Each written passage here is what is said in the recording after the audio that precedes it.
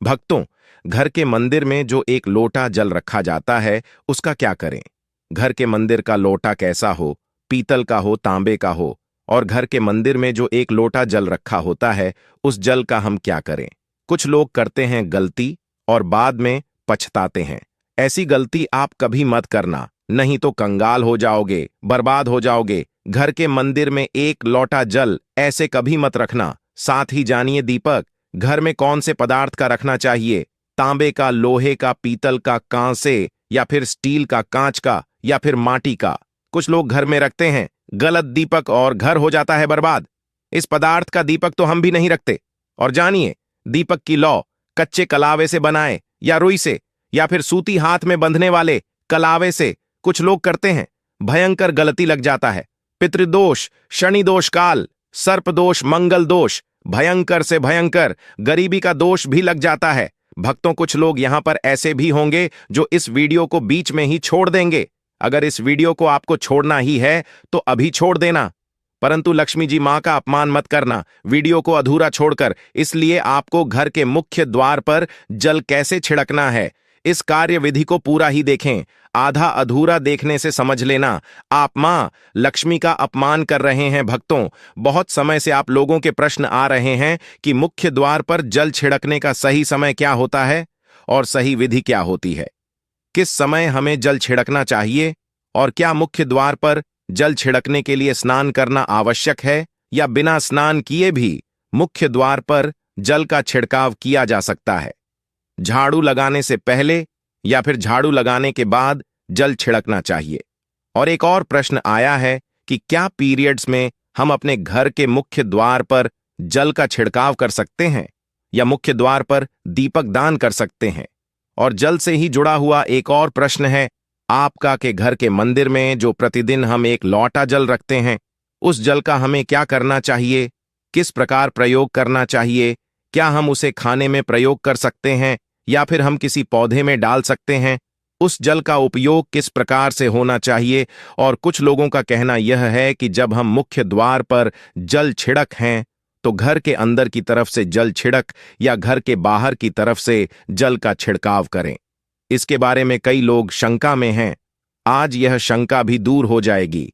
और मुख्य द्वार पर जल छिड़कने से संबंधित आपका अगला प्रश्न है कि कई ऐसे लोग हैं जो कि फ्लैट में रहते हैं, कुछ ऐसे लोग हैं जो किराए के मकान में रहते हैं, एक ही कमरे में रहते हैं, तो उन्हें अपने घर पर मुख्य द्वार पर दीपदान किस प्रकार से करना चाहिए, जल कहां छिड़कना चाहिए? मतलब वह इस जगह को मुख्य द्वार मानकर वहां पर मुख्य द्वार से जुड़े हुए उपाय करें। तो आज की वीडियो पूरी तरह से आपके प्रश्नों पर ही आधारित है।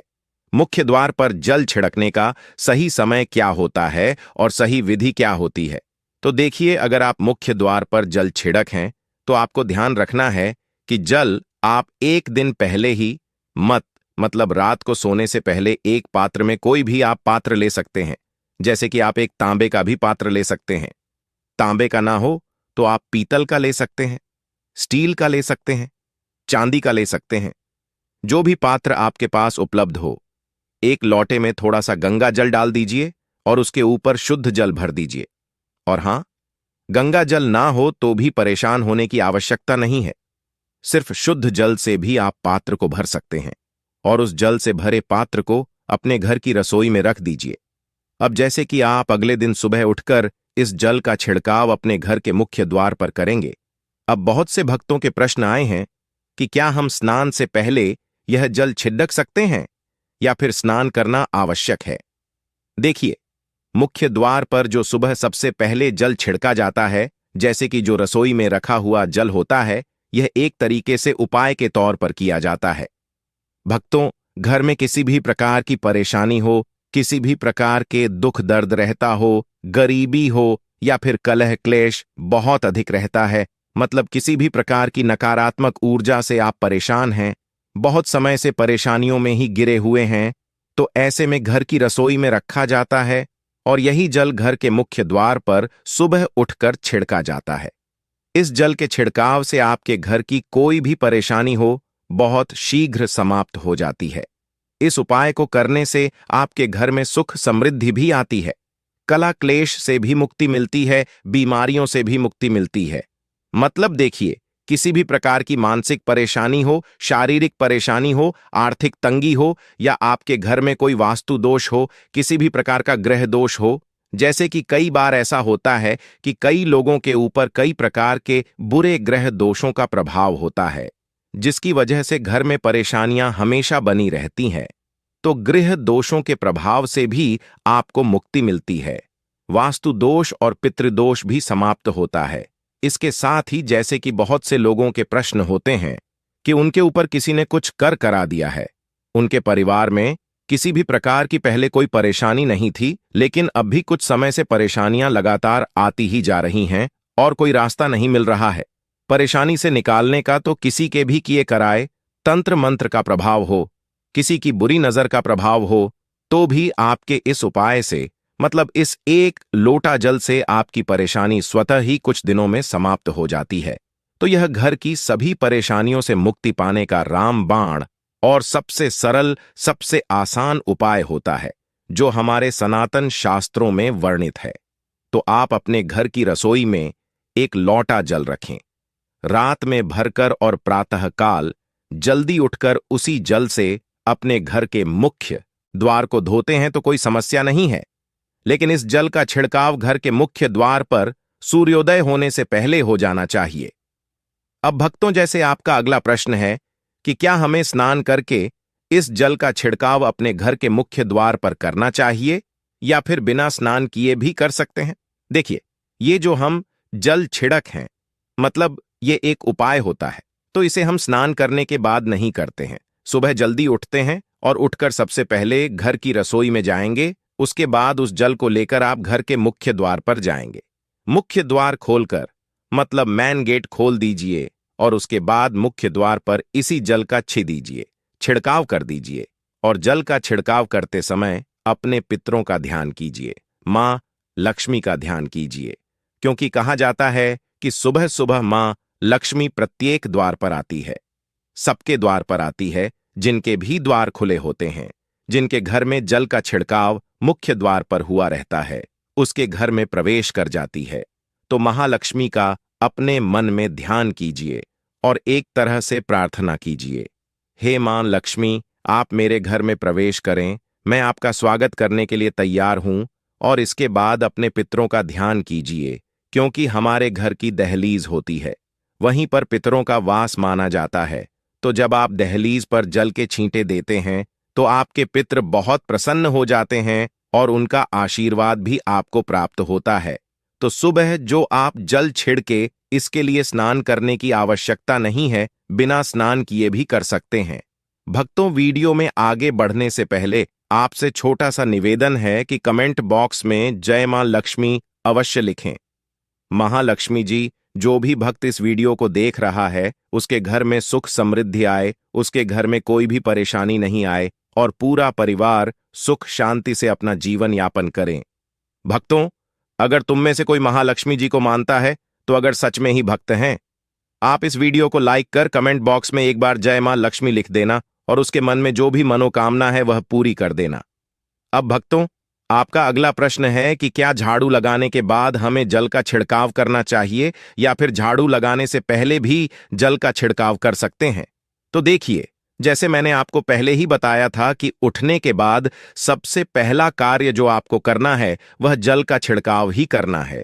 उसके बाद आप झाड़ू लगा सकते हैं, लेकिन एक चीज का ध्यान रखिए, जब हम सोकर उठते हैं तो सबसे पहले बिस्तर पर बैठे हुए ही अपने दोनों हथेलियों को जोड़कर और दोनों हथेलियों को सामने से जोड़कर पूरी हथेली को देखा जाता है, उसमें मां लक्ष्मी का ध्यान किया जाता है। उसके साथ ही 5 देवताओं का ध्यान किया जाता है। 5 देवता कौन कौन से होते हैं? मां दुर्गा, भगवान शिव, भगवान श्री हरि विष्णु, गणपति गजानन और भगवान सूर्य देवता। 5 देवताओं का ध्यान हम अपने हाथों में ही करते हैं, हथेलियों में ही करते हैं। कराग्रे वस्ते लक्ष्मी का मध्य, सरस्वती कर मूल्यत ब्रह्मा प्रभाते कर दर्शम। भक्तों, इस मंत्र का उच्चारण आप चाहे तो कर सकते हैं, नहीं करते हैं तो भी कोई बात नहीं। अपने इष्ट देव देवता का और 5 देवताओं का ध्यान अपनी हथेलियों में कर लीजिए। उसके बाद दोनों हाथ जोड़कर सभी देवी देवताओं को प्रणाम किया जाता है और उसके बाद अपने हाथ से पृथ्वी का स्पर्श करते हैं, धरती को छूकर प्रणाम करते हैं 2 बार या 3 बार, और उसके बाद अपना दाहिना पांव पृथ्वी पर रखते हैं, भक्तों धरती पर रखते हैं। उसके बाद ही बाकी के जो सभी कार्य होंगे वह उसके बाद ही किए जाएंगे। जल का छिड़काव आप उसके बाद ही करेंगे। मतलब सुबह उठने के बाद सबसे पहले हथेलियों के दर्शन, फिर को प्रणाम कीजिए, फिर धरती पर पैर रखें और उसके बाद रसोई में जाकर आपको जल लेना है और घर का मुख्य द्वार खोलकर मुख्य द्वार पर जल का छिड़काव करना है। मां लक्ष्मी का और अपने पितरों का ध्यान करना है। उसके बाद आप अपने घर में आ जाएंगे और उसके बाद जो भी आपकी रूटीन वर्क होते हैं, मतलब झाड़ू लगाएंगे या फिर आप स्नान करेंगे, ये सभी कार्य उसके बाद किए जाएंगे। और अब जैसे कि कई लोगों के प्रश्न आते हैं कि जब हम जल का छिड़काव करते हैं, क्या उसी समय हम घर के मुख्य द्वार पर झाड़ू लगाकर और पानी डालकर क्या हम मुख्य द्वार की अच्छे से सफाई कर सकते हैं? जी हां, बिल्कुल कर सकते हैं। पहले आप जो रसोई में रखा हुआ जल है उस जल का छिड़काव कर दीजिए।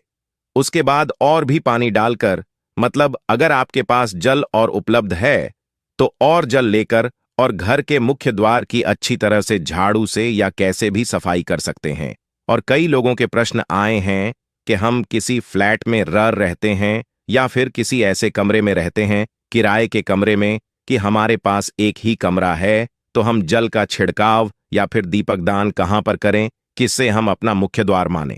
देखिए, जो आपका अपना कमरा है या फिर जो फ्लैट है आपका, जहां पर आपका नेम प्लेट लगा हुआ है, आप उसी स्थान पर दीपक दान करेंगे और उसी स्थान पर आपको जल का छिड़काव करना है। मतलब जहां पर अगर एक ही कमरे का मकान है तो आपके कमरे का दरवाजा है, वहीं पर आपको थोड़ा सा जल छिड़क है और वहीं पर आप दीपक दान भी करेंगे, जो कि मुख्य द्वार से जुड़े हुए उपाय होते हैं। वह आप अपने घर के, मतलब जो अपना कमरा है उसके बिल्कुल दरवाजे के पास ही करेंगे। और आपका अगला प्रश्न है कि क्या पीरियड में हम अपने घर के मुख्य द्वार पर जल का छिड़काव कर सकते हैं, दीपक दान कर सकते हैं? देखिए, जल का छिड़काव करने के लिए पीरियड हो या ना हो उससे कोई फर्क नहीं पड़ता, जल का छिड़काव कर सकते हैं। रही बात दीपक दान की, तो दीपक दान देखी कार्मिक पूजा में आ जाता है और कार्मिक पूजा हम बिना शुद्ध हुए नहीं कर सकते हैं। मतलब पीरियड समाप्त होने के बाद ही आप कर सकते हैं भक्तों। बाकी जल का छिड़काव आप कभी भी कर सकते हैं, पीरियड्स में भी कर सकते हैं, कोई समस्या नहीं है। और अब आपका प्रश्न है कि क्या घर के मंदिर में जो हम जल रखते हैं, क्या वह रखना जरूरी है? और अगर हम रखते हैं तो उस जल का क्या करें? देखिए, घर के मंदिर में जल रखना बहुत आवश्यक है। जल एक ऐसी चीज होती है जिसमें सभी प्रकार की जो ऊर्जा होती है ऑब्जर्व हो जाती है। तो जो हम पूजा पाठ करते हैं, मंत्रों का जप करते हैं या वहां पर प्रार्थना करते हैं, जो भी हमारे अपने मन की कामना भी कहते हैं, भगवान से तो सभी चीजें उस जल में समाहित हो जाती हैं। इसलिए पूजा करने से पहले घर के मंदिर में एक लोटा जल रखा जाता है और उसके बाद दीपदान, मतलब एक दीपक प्रज्वलित कर दिया जाता है। यह अग्नि और जल का एक तरह से बैलेंस भी हो जाता है और इसलिए सनातन शास्त्रों के अनुसार घर के मंदिर में एक लोटा जल भी हमेशा होना चाहिए और दीपक भी प्रज्वलित करना चाहिए। तो अब इस जल का करना क्या चाहिए? देखिए, जब हम जल रखते हैं, सुबह की पूजा में रखते हैं, मतलब सुबह जो हम पूजा करते हैं, प्रातःकालीन पूजा, उस समय जल रखा जाता है और वह जल हम अगले दिन उठते हैं। मतलब जब आप अगले दिन पूजा करने जाते हैं, भक्तों स्नान इत्यादि करने के बाद, तो आप उस जल को उठाते हैं। सबसे पहले तो उस जल का प्रयोग सुन लीजिए। आप अपने घर के सारे कमरों में, मतलब पूरे घर में उस जल का छिड़काव करते हैं, तो इससे आपके घर का शुद्धिकरण हो जाता है, क्योंकि वह बहुत ही सकारात्मक ऊर्जा से भरा हुआ जल होता है। इससे कई बीमारी अपने आप ही दूर हो जाती है। उस जल का छिड़काव करने से किसी भी प्रकार की नकारात्मक ऊर्जा का प्रवेश आपके घर में नहीं होता, किसी भी प्रकार की परेशानी आपके घर में हो। अगर आप नियमित तौर पर उस जल का छिड़काव करें अपने घर में, तो निश्चित ही आप परेशानियों से मुक्ति पा जाते हैं, किसी के कर तंत्र मंत्र के प्रभाव से मुक्ति पा जाते हैं। दूसरा, इसका उपाय आप कर सकते हैं। जैसे कि घर में कोई बीमार है तो आप इस जल को उस व्यक्ति को पीने के लिए दे सकते हैं और यह जल इतना शक्तिशाली होता है कि इस जल को पीने से बड़ी बीमारियों से मतलब लंबी बीमारियों से भी धीरे धीरे राहत मिलने लग जाती है। कई बार होता है ना कि आप लोगों के प्रश्न आते हैं कि दवाई तो हम कर रहे हैं, लेकिन दवाई हमें लगता ही नहीं है, दवाई का कोई प्रभाव ही देखने को नहीं मिलता। तो ऐसे में अगर दवाई के साथ साथ उस जल को पीने के लिए रोगी को दिया जाए, यानी दवाई इसी पानी से अगर खाई जाए, तो बहुत अच्छी दवाइयां काम करने लग जाती है। और जैसे कि परिवार में अगर बहुत अधिक कलह क्लेश रहता है, हमेशा आपस में सामंजस्य बनता ही नहीं है, आपस में हर बात पर मतभेद होता है, तो परिवार के सभी सदस्य इस जल में से अगर थोड़ा थोड़ा पीते हैं तो धीरे धीरे विचारों में परिवर्तन आने लग जाता है। सकारात्मक विचार सभी के होने लग जाते हैं और आपस में समन्वय होने लग जाता है। घर से कलह क्लेश और भेद हमेशा के लिए समाप्त हो जाते हैं। और घर के मंदिर में रखे हुए जल का अगला उपाय क्या है? देखिए, अगर आप कोई दुकान करते हैं, कोई व्यापारिक स्थल है आपका, तो प्रतिदिन इसी जल में से थोड़ा सा जल ले जाकर दुकान पर व्यापारिक स्थल पर छिड़काव कीजिए। इससे आपका दुकान आपका काम बहुत अच्छा चलता है। मतलब किसी भी प्रकार की परेशानी आपके व्यापारिक स्थल पर नहीं आती है, क्योंकि जैसा मैंने आपको बताया, यह जो जल होता है बहुत शक्तिशाली होता है, बहुत सकारात्मक होता है। अब घर के मंदिर में रखा एक लोटा जल शक्तिशाली और सकारात्मक से भरा क्यों होता है? क्यों इसमें सकारात्मक ऊर्जा का भंडार होता है? आइए जानते हैं। देखिए, जल जो होता है अमृत हुआ, मीठे मीठे फल हुए, भोजन हुआ, अनाज हुआ, उससे भी बढ़कर माना जाता है। देवी देवता आपके दिए हुए इसी जल को ग्रहण करते हैं। घर के मंदिर में एक लोटा जल रखना उतना ही जरूरी है जितना आप सुबह दोपहर शाम का भोजन करते हैं। जब हम भगवान की पूजा करते हैं और तांबे के पात्र में या पीतल के पात्र में एक लोटा जल जरूर रखते हैं। जल जो होता है सागर रूपी होता है, और यही सागर आपकी नया पार लगता है।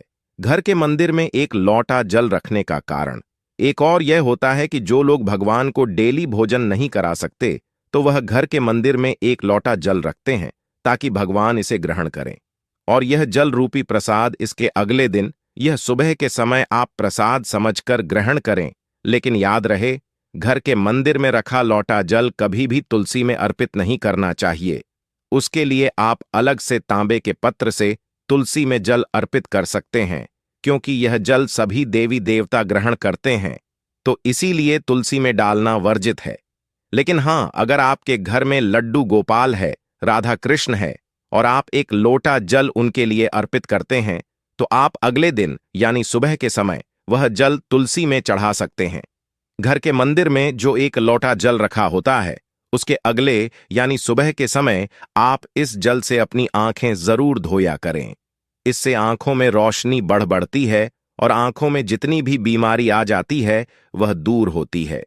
सनातन शास्त्रों के अनुसार जो लोग घर के मंदिर में एक लोटा जल भरकर नहीं रखते, तो उनके घर में अकाल पड़ जाता है, घर कंगाल हो जाता है, बर्बाद हो जाता है, परिवार में मुसीबतें आ जाती हैं और गरीबी का आगमन हो जाता है।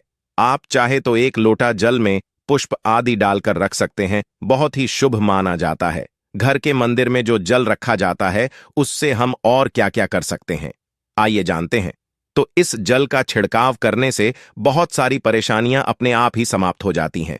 जैसे अगर आपके दुकान पर किसी की नजर लगी है, बहुत से लोगों के प्रश्न आते हैं कि हमारे काम को किसी ने बांध दिया है। मतलब किसी की बुरी नजर ऐसी लग गई है कि पहले तो दुकान बहुत अच्छी चलती थी, अब नहीं चल रही है। तो आप इस उपाय को कर सकते हैं। निश्चित ही बहुत जल्द ही आपको परेशानियों से मुक्ति मिल जाती है और दिन दुगनी रात चौगुनी आपके व्यापार में तरक्की होती है। और हां, घर के मंदिर में रखे हुए जल को आप अपने घर की रसोई में खाना बनाने में, पीने में भी प्रयोग कर सकते हैं। लेकिन खाना बनाने में प्रयोग तभी कीजिए जबकि आपके घर में बिल्कुल सात्विक भोजन बनता हो। मतलब लहसुन प्याज अगर आपके घर में बनता हो तो खाना बनाने में इस जल का प्रयोग नहीं किया जा सकता है। फिर आप इस जल को थोड़ा थोड़ा परिवार के सदस्य मिलकर ग्रहण कर सकते हैं और बचे हुए जल को आप अपने घर में पौधों में डाल सकते हैं। तो देखिए, ऐसा नहीं है कि घर के मंदिर पर रखा हुआ जल बेकार होता है, किसी काम का नहीं होता है। बहुत सारे उपयोग इस जल के होते हैं। अगर हम सही तरीके से प्रयोग करें तो अपने जीवन की बहुत सारी परेशानियों का समाधान मात्र इस एक लोटा जल से हम कर सकते हैं। तो ध्यान रखिए, कि मंत्रों से अभिमंत्रित जल बहुत महत्वपूर्ण होता है, बहुत शक्तिशाली होता है, और हमारे घर के मंदिर पर रखा हुआ जल देवताओं का आशीर्वाद होता है, क्योंकि पूरे समय वह देवताओं के पास होता है। देवी देवता वहां पर रहते हैं, तो उस जल में हर प्रकार की शक्ति समाहित होती है, जो कि सकारात्मक शक्तियां होती हैं। और इस जल का प्रयोग अगर हम सही तरीके से करते हैं, मतलब उसको पीने में करते हैं, खाना बनाने में करते हैं, घर में जल का छिड़काव करने में करते हैं, तो इससे हमारी समस्याओं का समाधान होता है। और अगर कोई भी कार्य नियमित तौर पर मतलब प्रतिदिन किया जाता है, तो उसका हमें लाभ प्राप्त होता है। कभी कभी करेंगे तो निश्चित ही आपको उतना लाभ दिखाई नहीं देगा, लेकिन अगर आप नियम बना लेंगे कि हर रोज उसी जल से घर में छिड़काव करना है, घर में प्रत्येक व्यक्ति को थोड़ा थोड़ा पीने के लिए देना है, बचे हुए जल को पौधों में डाल दीजिए, दुकान पर छिड़क दीजिए, अपने घर के व्यापारिक स्थल पर छिड़काव कीजिए, बच्चों की किताबों की जगह में, अपने घर की तिजोरी में, हर जगह इस जल का छिड़काव कीजिए और नियमित तौर पर कीजिए। चमत्कार आपको निश्चित ही देखने को मिलेगा। इसी प्रकार से जो रसोई में रखा हुआ जल होता है, उसका छिड़काव अपने घर के मुख्य द्वार पर कीजिए, तो इसका भी आपको लाभ बहुत बहुत ही शीघ्र दिखाई देगा। लेकिन इसे अपने रूटीन में शामिल करना होगा, प्रतिदिन नियम से यह कार्य करना होगा, तभी आपको लाभ देखने को मिलेंगे। और हां, कई लोगों के प्रश्न आते हैं कि घर के मंदिर पर जो रखा हुआ जल होता है, तो जब हम अगले दिन उठाते हैं तो उसमें कई बार कुछ चीजें पड़ जाती हैं, कोई कीड़े मकोड़े पड़े जाते हैं, क्योंकि खुला होता है। तो क्या हम उसे ढक सकते हैं? जी हां, बिल्कुल ढक सकते हैं। जब आप पूजा करते हैं सुबह के समय, तो जब तक पूजा कर रहे हैं, जब तक मंत्र उच्चारण कर रहे हैं, तब तक जल खुला रखिए। और उसके बाद जैसे कि आप पूजा पर से उठते हैं, तो उससे पहले जल को किसी भी प्लेट से या कटोरी से ढक दीजिए। फिर जब आप अगले दिन उस जल को उठाएंगे, तो बिल्कुल शुद्ध और साफ सुथरा जल आपको मिलेगा, और उस जल का प्रयोग आप अपने किसी भी कार्य में कर सकते हैं। और भक्तों, आप जब भी घर के मुख्य द्वार पर जल छिड़काव करें, तो गणेश जी भगवान का यह मंत्र जरूर बोले, ओम गम गणपतये नमः। और जो हमने आपको वीडियो में बताया है, उसे ध्यानपूर्वक अच्छी तरीके से समझकर अपने घर के मुख्य द्वार पर जल का छिड़काव करें। भक्तों, अब जानते हैं दीपक किस पदार्थ का होना चाहिए? लोहे का, तांबे का, पीतल का, कांसे का, या फिर स्टील का, या माटी का, या कांच का? आखिर घर में कौन सा दीपक शुभ माना जाता है? रखना, अगर गलती से भी घर में गलत पदार्थ का दीपक रख लिया है, तो पूरा घर अस्त व्यस्त हो जाएगा, कंगाल हो जाएगा, बर्बाद हो जाएगा। भक्तों, देखिए, स्टील के दीपक में पूजा करना घर में शनि को कुपित करता है। घर में लोहे के दीपक में पूजा नहीं करना चाहिए, घर बर्बाद हो जाता है, गरीबी आ जाती है। बाजार में लोगों को लुभाने के लिए कांच के दीपक भी आ गए हैं। बिल्कुल भी गलती से भी घर ना लाएं, नहीं तो राहु केतु आपके घर चले आएंगे और घर बर्बाद हो जाएगा। कांच का दीपक शनि और राहु को नाराज करता है, इससे निकली लौ घर में तबाही ला सकती है। कांच का गर्म होना घर में रोग दोष परेशानी उत्पन्न होती है।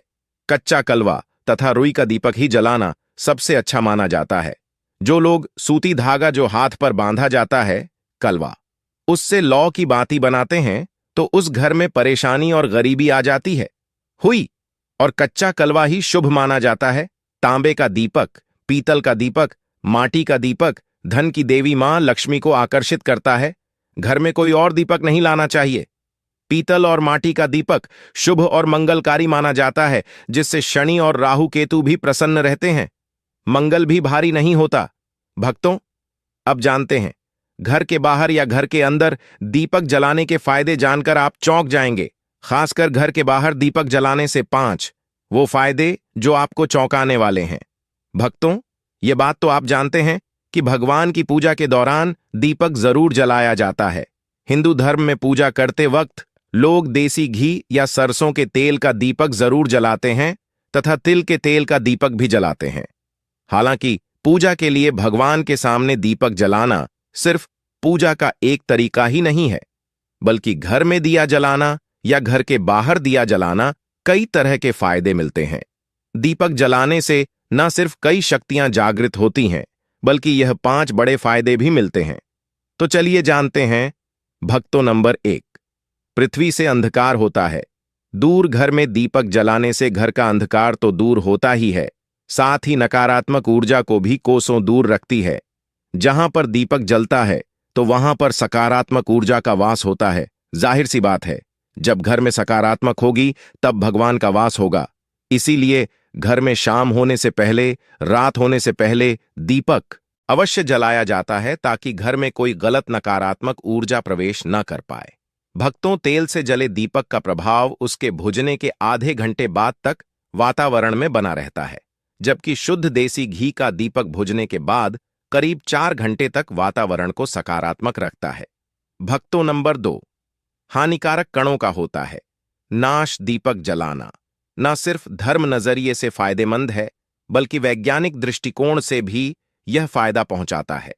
जब घर में शुद्ध घी या सरसों के तेल से दीपक जलाया जाता है तो उसके धुएं से घर के माहौल में सात्विकता आती है और इससे आसपास के वातावरण में मौजूद हानिकारक कणों का भी नाश होता है। भक्तों, नंबर 3, घर में होता है सुख समृद्धि का वास। जिस घर में सुबह और शाम के वक्त भगवान के सामने दीपक जलाया जाता है तो उस घर पर हमेशा मां लक्ष्मी मेहरबान होती है। ऐसे घर में सुख समृद्धि का वास होता है। मान्यता है कि दीपक की लौ पूर्व दिशा में रखने से व्यक्ति दीर्घायु होता है, जबकि उत्तर दिशा में लौ रखने से घर में धन और संपन्नता बढ़ती है। दीपक न सिर्फ हमारे घर के अंधकार को दूर करता है, बल्कि यह हमारे जीवन को भी अंधकार से प्रकाश की तरफ बढ़ाता है। भक्तों, नंबर 4, बीमारियों को दूर भगाने में मददगार। घर में दिया जलाने से बीमारियां घर के आसपास भी नहीं भटकती। घर के सभी परिवार सदस्यों को हर बीमारी से बचाव मिलता है। खासकर दीपक के साथ एक लौंग जलाने से इसका असर दुगना हो जाता है। घी में चर्म रोग दूर करने के सारे गुण मौजूद होते हैं, इसलिए घी का दिया जलाना सेहत के लिहाजा से काफी फायदेमंद है। भक्तों, बात करते हैं नंबर 5 की शुभ शक्तियां होती हैं। आकर्षित सनातन धर्म के अनुसार जिस घर में सुबह शाम दीपक जलाया जाता है तो वहां कभी अंधकार नहीं होता। उस घर में सुख समृद्धि का वास होता है। इतना ही नहीं, जलता हुआ दिया शुभ शक्तियों को चुंबक की तरह आपके घर की ओर खींचता है। अगर आप